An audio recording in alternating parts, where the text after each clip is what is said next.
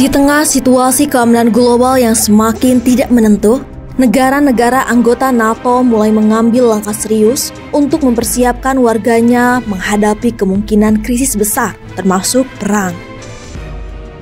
Keputusan kontroversial Amerika Serikat mengenai penggunaan rudal jarak jauh ATACMS oleh Ukraina memicu reaksi keras dari berbagai pihak. Swedia misalnya telah mendistribusikan jutaan pamflet berjudul "Jika Terjadi Krisis atau Perang".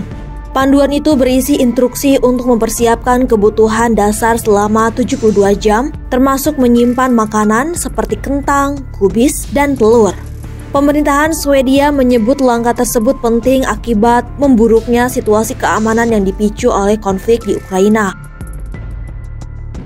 Di Finlandia, pemerintah meluncurkan situs web baru untuk membantu warga mempersiapkan diri menghadapi berbagai skenario darurat, termasuk pemadaman listrik saat musim dingin. Mereka juga disarankan memiliki tablet yodium untuk melindungi diri dari radiasi. Langkah-langkah itu terjadi di tengah perubahan geopolitik besar di kawasan tersebut. Baik Swedia maupun Finlandia baru-baru ini bergabung dengan NATO, memperkuat hubungan keamanan dengan aliansi Barat di tengah meningkatnya ketegangan dengan Rusia.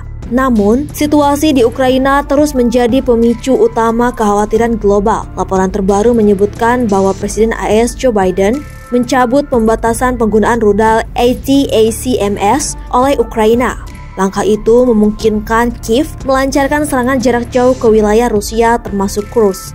Perdana Menteri Slovakia Robert Fico mengecam keras keputusan tersebut dan menyebutnya sebagai eskalasi yang berbahaya dan kontraproduktif.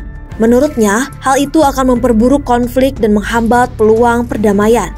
Juru bicara Kremlin Dmitry Peskov memperingatkan bahwa langkah tersebut dapat dianggap sebagai keterlibatan langsung NATO dalam perang. Presiden Rusia Vladimir Putin sebelumnya menegaskan bahwa serangan seperti itu hanya mungkin dilakukan dengan bantuan intelijen Barat. Di sisi lain, Presiden terpilih Amerika Serikat Donald Trump yang dijadwalkan menjabat Januari mendatang menghadapi tantangan besar. Trump berjanji menyelesaikan konflik dalam 24 jam jika terpilih. Namun, langkah Biden disebut-sebut dapat menghalangi kebijakan perdamaian yang dijanjikannya. Sementara itu, pertempuran di Ukraina terus memakan korban besar. Moskow mengklaim Kiev telah kehilangan puluhan ribu tentara dalam upaya penyerangan Kursk.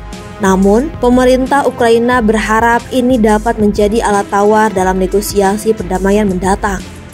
Dengan persiapan intensif di negara Nordik dan meningkatnya eskalasi di Ukraina, dunia kini dihadapkan pada tantangan baru untuk menjaga stabilitas dan mencari solusi damai di tengah situasi yang semakin rumit.